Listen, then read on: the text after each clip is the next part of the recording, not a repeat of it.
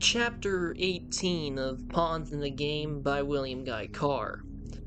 The Present Dangers. By studying history, it is possible to predict the future trends with a certain degree of accuracy. History repeats itself because those who direct the WRM do not change their long-range plans. They simply adapt their policies to suit modern conceptions and adjust their plans to take full advantage of the advancement of modern science. In order to understand the international situation as it is today, we must recall what has happened since Lenin established the totalitarian dictatorship in Russia in 1918.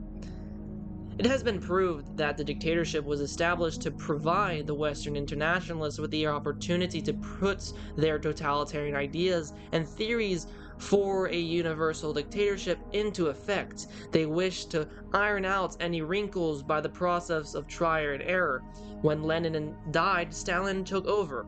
At first, he was ruthlessly obedient to the dictates of the international bankers. He appointed Belakun to put their ideas for collectivization of farms into effect in the Ukraine.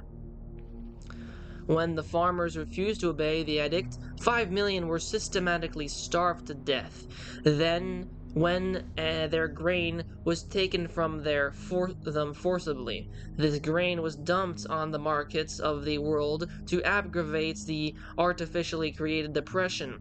Another 5 million farmers and peasants were sent to forced labor to teach the rest of the subjugated people that the state was supreme and the head of the state their god, whose edicts must be obeyed.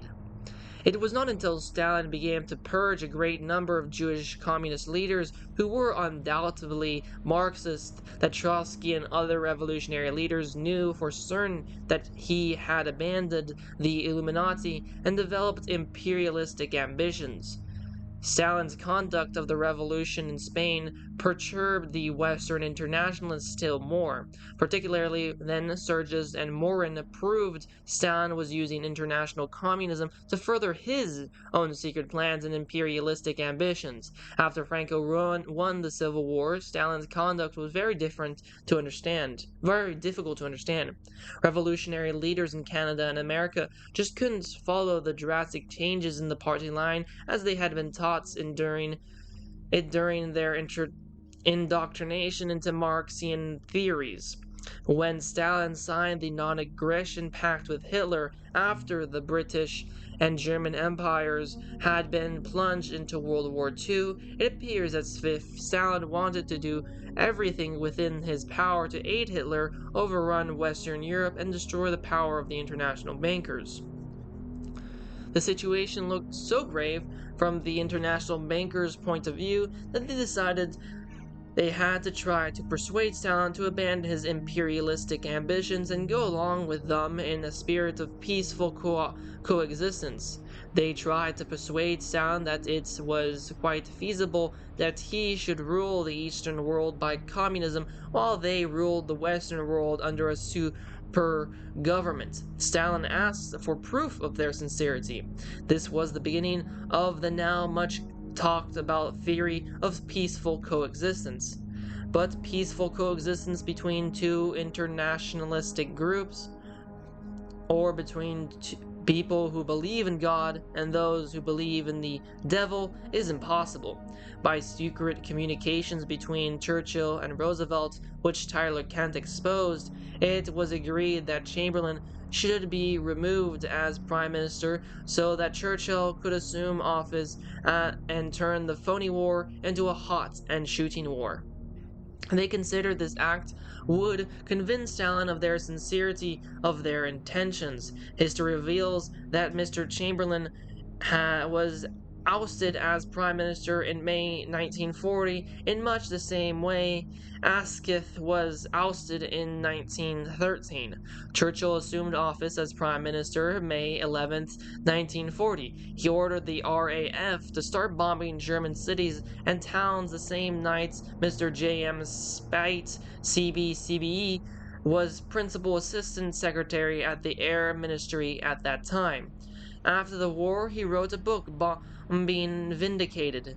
In it, he justifies Churchill's policy to bomb German cities and towns on the grounds that it was done to save civilization. The author admits, however, that Churchill's order was to breach of the agreements entered into Britain and France on September 2nd, 1939.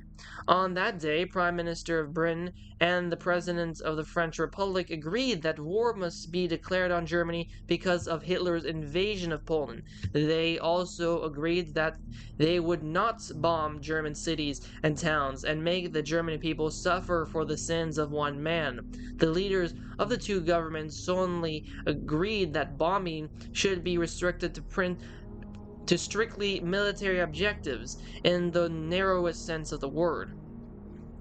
Since the war, it has been proved that the real reason Churchill bombed German cities, contrary to the agreements, was because the West's international bankers wished to give sound and definite assurance that they were sincere in their desire to carry out their suggested policy of peaceful coexistence between Eastern communism and Western illuminism. The bombing of Germany brought about a mediated relation, and the people of Britain were subjected to an ordeal the like of which they had never experienced since the dawn of creation.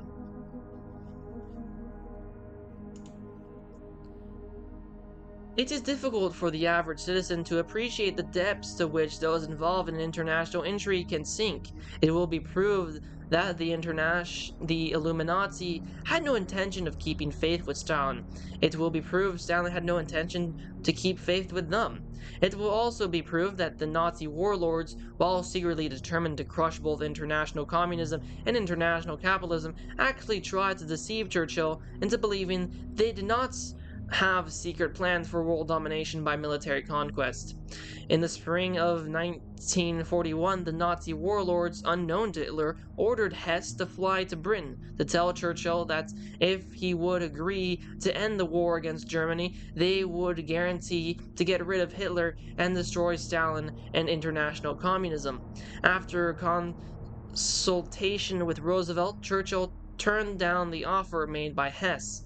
The Nazi warlords then tried to convince the Western internationalists of the sincerity of their intentions by ordering Hitler's assassination. The plot failed, and Hitler escaped with his life. When this act failed to change the minds of those who were secretly instructing Churchill and Roosevelt, the Nazi warlords decided they must first attack Russia and defeat Stalin, and then turn their military force against Britain and the Americas. They launched their attack against Russia June 22nd, 1941. Immediately this happened, both Churchill and Roosevelt announced publicly that they pledged their respective governments to support Stalin to the limit of their resources. Churchill, ever dramatic, said he would shake hands with the devil himself if he promised to help him destroy German fascism. He referred to Hitler as that monstrous abortion of lies and deceits, and yet Churchill must have known that Hitler, for all his faults, was not an internationalist. This action was calculated to remove Stalin's mind any doubts he might still have regarding the honesty of the intentions of the Western internationalists to divide the world into two halves and then live in peaceful coexistence. Roosevelt and Churchill then provide Stalin with unlimited aid. They borrowed astronomical sums from the international bankers and paid them interest on the loans. They then charged the principal and interest to the national debts of their two countries so that the taxpayers paid for and fought the war fomented by the Illuminati, while the bankers sat back and made hundreds of millions of dollars out of the deals. This extraordinary generosity of the people's blood and money paved the way for the meeting which the Big Three subsequently held in Tehran, Yalta, and Potsdam. Stalin played a very cunning game at Tehran. He made it clear that he still suspected the Western internationalists might be deceptive rather than sincere. He played at being difficult to persuade and very difficult to get. He made outrageous demands. He demanded unreasonable concessions. He implied that in making these demands, it was only testing out the sincerity of the men he knew only too well. For long existence were the directors of the international conspiracy. Roosevelt had been well briefed. He gave Stalin everything he asked for. Churchill had to go along or lose the financial backing of the international moneylenders and the military support of the United States. Then came Yalta. Stalin changed his attitude. He pretended he had been won over. He became the perfect host. Churchill and Roosevelt were dimmed and wind. Stalin dissolved the Comintern. The Comintern was the executive body which had plotted and planned revolutions in every country. Stalin, Roosevelt, and Churchill drank condemnation to the Germans. Roosevelt assured Stalin that after they were through, there wouldn't be enough German to worry about. He is reported to have advocating shooting 50,000 German officers without trial. The controlled press has never stopped harping upon the Nazi policy of genocide against the Jews, but it has been singularly silent in regard to Roosevelt's policy of genocide against the Germans. In result for the dissolution of the Comintern, Roosevelt gave Stalin more concessions. 600 million human beings east of Berlin were handed over into communist bondage. Churchill acquiesced in everything Roosevelt and Stalin did. History will prove that at Yalta meeting, Stalin and Roosevelt had several secret meetings after Churchill had been dinned and wined too well to allow him to keep his wits alert. Roosevelt pretended to be friendly with Churchill, but on the evidence of his own son, he often said things and suggested policies which showed that secretly he looked upon him with contempt. Only Churchill can explain why he had to sit and listen to Roosevelt's suggestions that Hong Kong be given to the Communist China and to bribe Mao Zedong to play along with the Western internationalists. How could Churchill profess publicly such a close and sincere friendship for Roosevelt when Roosevelt was constantly repeating that he considered the dissolution of the British Commonwealth necessary to the future of welfare of the human race? Hitler thought just the opposite. But Stalin was nobody's fool. He had been associated with the agents of the international bankers so long that he could read their most secret thoughts like an open book. He knew better than any man alive that they had used communism to further their totalitarian ideas, so he played them at their own game. During the final stages of the war, he forced the Allied armies to halt and wait until his armies occupied Berlin. The above statements are proved by the existence of a secret order issued by Stalin to the general officers of the Soviet armies to explain his policy. The order is dated February 16, 1943. It reads, "The bourgeois governments of the Western democracies with whom we have entered into an alliance may believe that we consider it our sole task to throw the fascists out of our land. We Bolsheviks, and with us the Bolsheviks of the whole world, know that our real task will only begin after the second phase of the war is ended. Then we will begin for us the third phase, which for us is the last and decisive one, the phase of the destruction of world capitalism. Our sole goal, and it remains the world revolution, the dictatorship of the proletariat. We have engaged in alliances because this was necessary to reach the third phase, but our ways part where our present allies will stand in our way in the achievement of our ultimate aim." Stalin did not show his true colors until after he had captured Berlin and occupied eastern Germany. Then he broke every promise he had made. This turn in events was kept out of the press because neither Roosevelt nor Churchill wished to wished the public to know how Stalin, the bank robber, the murderer, the international counterfeiter, had put it over them like a blanket. The Western internationalists just had to bid their time. They realized that if Stalin and Mao Zedong joined forces, the communist hordes could weep over the Western world like a plague of locusts. They reasoned that Stalin was getting old. They knew he hadn't too long to live. It was better to curry favor with him rather than have him spill the beans and expose the whole diabolical conspiracy. The Western capitalists considered Stalin's open defiance a serious matter, but they had a trump card up their sleeves. Before playing this card, they instructed Roosevelt to make one more effort to bring Stalin back into line again. Roosevelt offered to grant anything Stalin demanded, as far as the Far East was concerned. If only he would play along with the Western capitalists. The controlled press have persistently reported that Roosevelt gave Stalin the concessions he did in the Far East because his military advisors had told him it would require 2 full years of heavy fighting after the collapse of Germany before Japan would be brought to her knees. This lie is so apparent that it was really unnecessary for General MacArthur to give Roosevelt the lie direct. The American generals knew that Japan had been trying to negotiate a peace for a considerable time with Roosevelt, made the concessions he did to Stalin. Once again, Stalin took all he could grab in Manchuria. He again renegated on his promises and renewed his defiant attitude. This time, the powers behind the White House administration were really angry.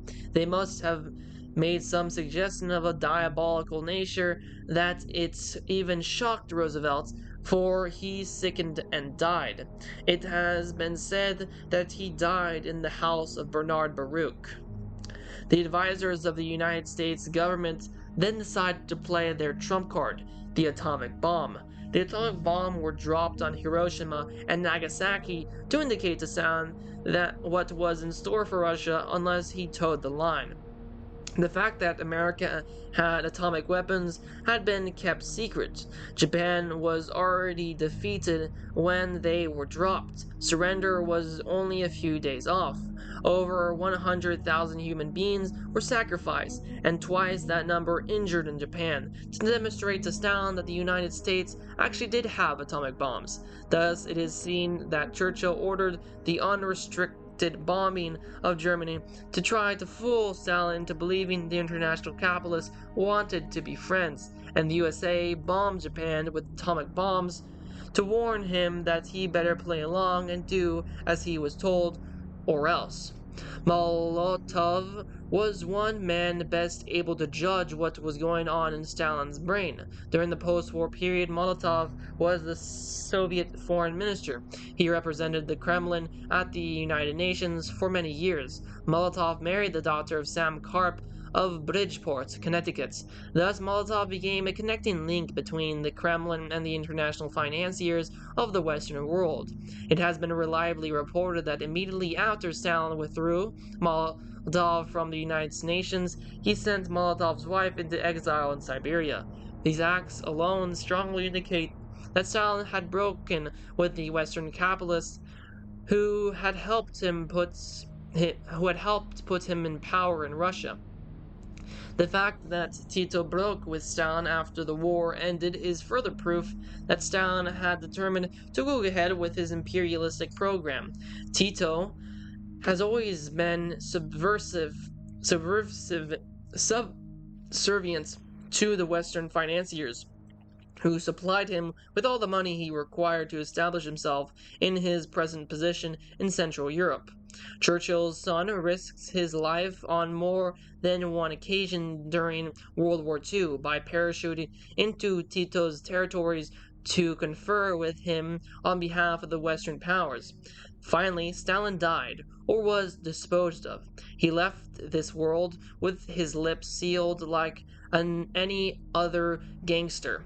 The agents of the Western Internationalists located in Moscow struck as soon as Stalin died. Beria and Stalin's other trusted lieutenants were done away with. Stalin's son disappeared without a trace. In order that what was happening in Russia would not appear too obvious, it was arranged that Malenkov should take over temporarily after Stalin's death. It was ordered to decry the great Stalin, and for a time, he didn't deflate him in the eyes of the people. Then he changed his tactics. He renewed friendly relations with the Chinese dictator. He started to make friends with the Russian people. He sponsored the development of the spirit of national pride. By doing so, he sealed his own fate. The Western Internationalists countered with a demand that Western Germany be immediately rearmed. France was the stumbling block. Mons France was placed in power long enough to have France ratify the agreement to rearm Germany. Having served his purpose, he was placed amongst the discards, as so many others have been. The situation in the Far East has deliberately been confused, but it is not difficult to explain. The Western Internationalists had friends in China, just as they had in Russia, but Mao Zedong cannot be considered one of them. He and Stalin had very similar ideas in regard to the Western Internationalists, but both the Eastern and Western totalitarian-minded groups had one thing in common. They wished to get rid of Chiang Kai-shek. The Western capitalists started the propaganda campaign against Chiang Kai-shek as soon as the Japanese War ended. This action had a twofold purpose. They wanted to prove to Mao Zedong that coexistence with them was feasible, and at the same time they wished to eliminate the nationalist leader.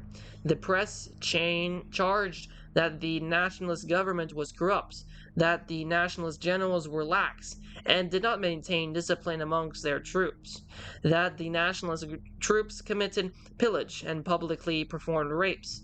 It is only right to admit that many of the charges made against the nationalists were true. The fact that many officials in the nationalist government in China were proved to be corrupt was used to justify Great Britain's policy to reorganize the communist regime. It was also used by certain United States advisors as the grounds on which they advocated that America withdraw support from Chiang Kai-shek. What the general public was not told is the fact that after the communists took over in China, it was proved that most of the high officials who had brought Chiang Kai-shek and his nationalist governments into disrepute were communist cells who had infiltrated into the nationalist government for the purpose of wrecking it from within. This statement is substantiated by the fact that many of the nationalist government officials who came under the criticism for corrupt practices were absorbed into the communist regime and given favored positions and accelerated promotions. The Rev. Leslie Milton of Toronto, who was a missionary in China during this period, will vouch for the truth of the above statements. The way international affairs developed after 1946 would indicate that Stalin did not have atomic weapons at the time of his death. Had he possessed atomic weapons, he could have knocked the principal cities of Canada and the United States into a cooked hat. Churchill has served their purpose as far as the international bankers are concerned. He is growing old and a bit troublesome. He has to be regulated into the discard also. But Churchill has been built up by the propaganda of the Western capitalists as a great man. He is the people's national hero. He couldn't very well be disposed of by a campaign of La Famille. He couldn't be ridiculed out of office. With rare cunning, the Western Internationalists disguised their intentions by ordering the press to organize a great tribute a man ever load on Churchill's 80th birthday, they showered him with gifts and honor. They convinced the vast majority of the people that Churchill didn't have an enemy in the world. Events indicates that both the communist dictators and the Western internationalists were agreed that Churchill could be an obstacle to the furtherance of their plans. The communist dictators decided they would use an urin beven to grease the skids under Churchill. They indicated this to communists throughout the entire world when the Chinese dictator Mao Zedong entertains Attlee and Bevan at a banquet when they visited China in 1954. The international press published pictures taken at this banquet. It is unlikely that one person in a million, other than a communist, understands the significance of that picture. Attlee was shown as sitting at the head table. Bevan was shown as having been placed at the bottom nearest the door. The general impression was that Attlee was the guest of honor, and that Bevan was considered of very little significance as far as the communist regime in China and the Soviets were concerned. But this is how the public is confused and deceived. In China, it is customary to seat the guests of honor nearest to the door. In view of the events recorded, it is reasonably safe to predict that in the near future, the following events will take place. 1. With or without his knowledge, the communist dictators will use Anurin Bevan to help oust Churchill by attacking his foreign policy in House of Commons. 2. That the Western internationalists will use Bevan's attack on Churchill as a lever to get Bevan out of the British Labour Party and Parliament. At the same time, they will get rid of Churchill by casting doubts into the minds of the people regarding his ability to carry on top-level secret negotiations now he is past 80. It is possible the Western internationalists may lift the screen from secret diplomacy just sufficient to justify those chosen to lead the attack. By doing so, the threat would be implied that if he didn't step down gracefully, they would make known all that went on behind the scenes at Tenhan Ya Alta Postdam, etc. 3. It is safe to predict Churchill will step down immediately pressure is brought to bear on him. It is equally safe to predict that Bevan will not step down. The chances are 100 to 1 that Attlee and Deakin will leave or be removed from the Labour Party in Britain, and that Bevan will lead the party against Sir Anthony Eden when he decides to contest a general election after taking over from Churchill. 4. The fact that Roosevelt's son has given a glimpse of the fact that Churchill had to play along with his father and had to do as he was told, and even had to profess publicly his friendship for the president after the president had so rudely told him that he favored the dissolution of the British Commonwealth of Nations, is a clear indication as to the line of attack the Western internationalists will take to get rid of what so many people consider the great old man of British politics. The point to remember is this: the Nazi internationalists have, for all intent and purposes, been eliminated from the game. Two totalitarian-minded groups of men remain: the communist dictators of Russia and China, and the Western capitalists or internationalists, whichever one wishes to name themselves. Just as long as both groups are satisfied to live in peaceful coexistence with the world practically divided between them, there will be an uneasy peace. But if the leaders of either side decide that coexistence is too fragile a structure upon which to build their respective new orders, there will be war. World War III, if started by the Eastern Communist dictators, will begin without any preliminary warning. An international general strike will be called on in all capitalist countries. This action is calculated to produce the paralysis previously referred to. The communist plans will bomb all industrial centers to knock out the war potential of the United States and Canada and kill as many of the population as possible in order to bring about speedy surrender and subjugation. Britain will likely get the same treatment. Nerve gas may be used on industrial areas the enemy do not wish to destroy. Soviet forces will occupy the mining districts of northern Canada from coast to coast. The occupied areas will be used as bases of operation against the southern objectives. The international general strike will tie up shipping in every port in the world, making it possible for supplies to reach the people of Great Britain. A blockade of the British Isles by Soviet submarines will stop any leaks. The people of Britain will be starved into submission for weeks after the outbreak of hostilities. The members of the communist underground in all cities in the Western world will evacuate target areas immediately before the attacks. The underground armies will return and take care of the devastated areas as soon as the all clear has been given. The communist fifth column will round up and liquidate all people whose names are on the blacklist. Thus, the directors of the Western internationalists will be got rid of in much quicker time than they got rid of their Nazi opponents by means of the Nuremberg trials. On the other hand, if the Western internationalists become convinced that an attack is to be made upon them by the communist dictators, then they will force the Western democracies into another world war in order that they may get in the first blow. As a prelude to their attack, the public will be made aware of the dangers of international communism. The danger to Christian democracy will be emphasized. The atheistic materialists who have the Western world in economic bondage will call for Christian crusade. They will justify their atomic attacks upon Russia and China as Churchill justified his attack on Germany. They will say it was necessary to save our civilization, but don't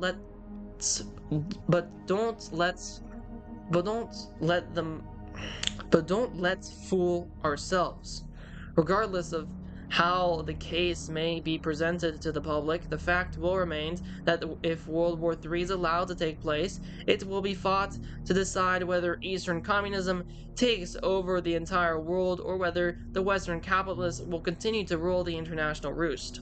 If World War III is permitted to take place, the devastation will be so extensive that internationalists will continue to justify their connections that only a world government backed up by an international police force can solve the various national and international problems without resorting to further wars. This argument will appear very logical to many people who overlook that both Eastern communist leaders and the Western capitalist leaders intend to ultimately bring into effect their ideas for an atheistic totalitarian dictatorship.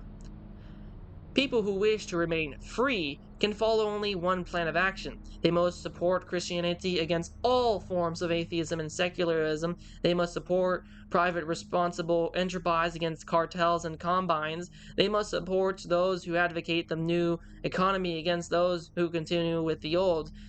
When a person is in doubt regarding the right and wrong of anything, all he or she needs to do to solve his or her uncertainty is recite the first half of the Lord's Prayer slowly and contemplate on the meaning of those wonderful words of wisdom. Our Father, who art in heaven, hallowed be thy name. Thy kingdom come, thy will be done in earth as it is in heaven. It doesn't require more than a few minutes to decide if any act to be performed individually or collectively is accordance with the will of God, or furthering the machinations of the devil. If we intend to save the future generations from the fates of being prepared for them the forces of an evil, we must take immediate action. There is no time to lose. The reader may well ask, but what action must we take? That is a very good question. If the answer wasn't provided, there would be no justification for the publication of this book. For too many men spend a great deal of time damning this and damning that. There are anti-this and anti-that's, but very few speakers or writers who condemn an idea or organization or a movement offer practical solutions to the problems, or make suggestions to bring to an end the evils exposed. First, we must, as individuals, reorganize the spiritual issues involved. Once again, the scriptures advise us how to accomplish this purpose. Ephesians 6th chapter 10th to 17th verses tell us, "Brethren, be strengthened in the Lord and the whole of his power. Put on the armor of God, that you may be able to stand against the wiles of the devil. For our wrestling is not against flesh and blood, but against principalities and the powers, against the rulers of this darkness, against the spiritual forces of wickedness on high.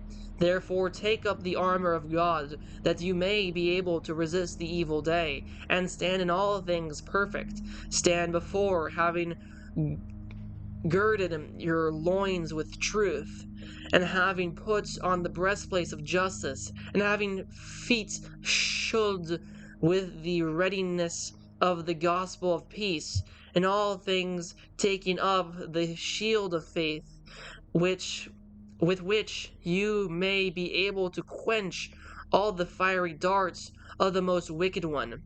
And take unto you the helmet of salvation and the sword of the spirits, that is the word of God." Second, we must take practical steps and use constitutional means to counteract the threats of both international communism and international capitalism, and any other subversive ideologies which may try to destroy true Christian democracy. In order to carry out the mandates in the above gospel, we must do the following things. A. Demand monetary reforms, because selfishness and greed and the desire for power are the roots from which all evil grows. It is only logical that constitutional means be instituted to take away the wealth and curb the powers of the leaders of all atheistic materialistic groups who, in the first place, usurp it from the governments of the people. This being the truth, the taxpayers have the legal right to demand that their elected governments redress the wrongs committed against them, put an end to all forms of usury, and reimburse their treasury departments to the extent of the loans floated during the last century to fight wars fomented to further the interests of those who loaned the money and charged interest on these loans. If this advice is followed, the proletariat will have restored true democracy mid the Soviet and Chinese dictators would have no excuse to disguise their imperialistic ambitions under the cloak of anti-capitalism. B. Monetary controls. The electors must insist that the issue of money, the control thereof, be placed back in the hands of government where it rightfully belongs. By government is meant the top-level executive body chosen from the elected representatives because of their qualifications to conduct the affairs of the nation in an efficient and business-like manner, basing their decisions on democratic justice and Christian charity. C. Punitive action. The electorate can justifiably demand that heavy penalties be imposed on all those found guilty of corruption and graft, because these two evil practices are the principal means used by the agents of all revolutionary organizations to subvert or force others into doing their will. All subversive organizations must be outlawed, and all people approved to be members must be made liable to punishments provided by the law. Those who advocate the violent overthrow of constitutional government do so in order that they may usurp wealth and power without having to work for it. Their punishment should therefore consist of performing manual labor and or public services. Their hours should be extended 25% beyond the union limits, and their pay should be 25% below the union rates. The period of their detention should be decided by the way they improve from their negative attitude towards society and religion. D. Diplomatic negotiations. Because the agents of the international conspiracy always work behind the scenes of government and always use secret meetings and diplomacy to further their own plans and ambitions, secret negotiations should not be allowed under any circumstances. If government is to be of the people, by the people, for the people, then the people have every right to know every detail of what is going on. Christian Crusade. Laymen of all Christian denominations unite in the name of God to put an end to bigotry and misunderstanding which enables anti-Christian ideologies to keep Christians divided and at loggerheads. The true divide within itself must fall. The crusade should be organized for the purpose of educating the public in regard to the methods needed by those who direct atheistic, materialistic ideologies. Special attention should be given to interesting the youth of our nations in the movements in order that they may be protected from the subversive actions of the agents of the conspirators. The crusaders should be trained to take a positive approach when dealing with those who have joined subversive organizations, either willingly or because of ignorance. To abuse, to knock, and condemn persons only increases their resistance and makes them more antisocial. By first gaining their confidence, the crusader is in position to prove to them that the heads of all atheistic and materialistic ideologies only use others as pawns in the game to further their secret plans and ambitions. Once a person is convinced, he or she will be thrown into the discard just as soon as the directors of their movement consider they have outgrown their usefulness. This will hurt their pride and cause them to reflect upon the wisdom of their behavior. Having once created doubts in their minds, it is then possible to convince them by supplying them with suitable literature on the subject. It was to supply this need that Pawns in the Game was published. A religious rival amongst the members of all Christian denominations is essential in order to change men's thinking in regard to the values and importance they place on worldly possessions. The hearts of men must be turned towards love of Almighty God. We must learn once again to take a real delight in rendering Him service and in performing His holy will.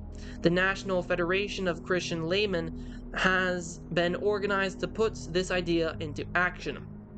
F. United Nations. Because the Constitution of the United Nations comes up for revision this year, possible changes may be recommended. It is important, therefore, that all those who oppose internationalism in any form organize political pressure groups in all parties to urge that the delegates of the Christian democratic nations do not lend themselves in any way to suggestions favoring the trial of a world government, regardless of whether it is called a supranationalistic government or disguised in any other way. Churchill's suggestions for a United States of Europe was only a move in the direction of the internationalism. Only he can say whether it was intended to help the Eastern communists or the Western capitalists. G. Illegal traffic and trade. Because the subversive fifth columns and undergrounds are organized, hidden, and subsists in the underworld of large cities, and because no revolutionary effort can hope to succeed without the full cooperation of a well-organized, properly trained, fully equipped, and well-disciplined fifth column or underground organization, it is necessary that public opinion be organized to demand that all those engaged in illegal traffic and trade or criminally connected with the underworld shall be arrested and brought to trial regardless of what their political affiliations may be, or what position they hold in society. The public must be organized to give support to all honest police officers and law administrators. Public opinion expressed on the floor of the Houses of Parliament must insist that the underworld be cleaned up, and not just raided and scattered. The policy of raiding and scattering the underworld characters has only resulted in creating 100 dens of iniquity where only one existed before. Those convicted should be treated as recommended in subsection C. H. Publicity. Christian laymen must be organized to counteract the propaganda of those who advocate internationalism and atheistic materialistic ideologies. Local branches should be organized to insist that subversive propaganda be eliminated from the press, the air, and TV programs. They should demand that time and space be made available so the Christian democratic way of life may be presented to the public. It is unfortunately true that it is several centuries since Christian democracy functioned properly. J. Defeatism. Every effort must be made to counteract the efforts of those who preach defeatism. They usually argue that there is nothing that can be done to correct the existing conditions. They suggest that since the pending fate is inevitable, it is no use worrying. The attitude of the defeatist is like that of the professional rapist who advises his intended victim because her fate is inevitable. She might as well relax and enjoy it. Those who claim there is nothing we can do to escape totalitarianism ignore the fact that God exists and is interested in the destiny of man. People who get discouraged must be reminded that the only way they can save their immortal souls is to keep on fighting against the forces of evil, thus giving service to God. They must be made to realize that they won't be judged according to their achievements and victories, but solely on the merits of the effort they put into the crusade. K. Brotherly love. Because God has provided mankind with all that he requires for this earthly existence, there is no logical reason why some of his creatures should live in opulence while others starve to death. The theories of the new economists should be tried out to devise better methods for the more equitable distribution of the necessities of life. Once these have been assured to all human beings, it will be a comparatively simple matter to persuade those who have too much to share it with those who have decidedly less and a greater need. To share what we have with others in need provides the greatest happiness it is possible to enjoy on this earth. By living in accordance to the plan of God, economic conditions would improve to such an extent that the establishment of homes and the raising of families could be undertaken in reasonable security. Conditions of fear and uncertainty would be abolished. L. Military preparedness. Military preparedness is absolutely necessary just as long as the conditions exposed in this book are allowed to continue. Everyone who expects the hospitality of a country and enjoys the privileges of citizenship should be prepared to defend that country from aggressors, be they external foes or the enemy within. The only justification for fighting a war is to prevent subjugation by the enemy on the rational argument that as long as we have some resemblance of freedom left, there is still hope that we can overcome the forces of evil and re-establish true Christian democracy. M. Internal security. The best way to strengthen the internal security of any nation is to build up a strong and efficient civil defense organization. To permit of rapid development, civil defense should be made part of and parcel of the national internal security system.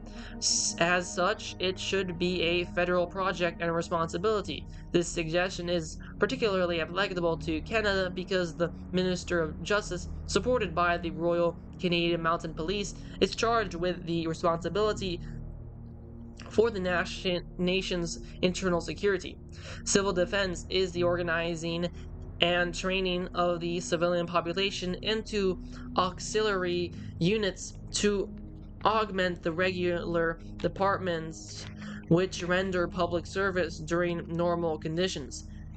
Civil defense workers are trained how to protect themselves and the communities in which they live in the event of attack by an enemy. Because of our only potential enemies use their fifth column and underground organizations to overthrow the constituted government by revolutionary action and subjugate the population by means of terrorism, it stands to common sense that civil defense should be organized as a counter-revolutionary organization. The civil defense, special policy, and intelligence units should be therefore trained under the supervision of the RCMP, so they could cooperate with them to ensure our international security during any emergency. N. Action.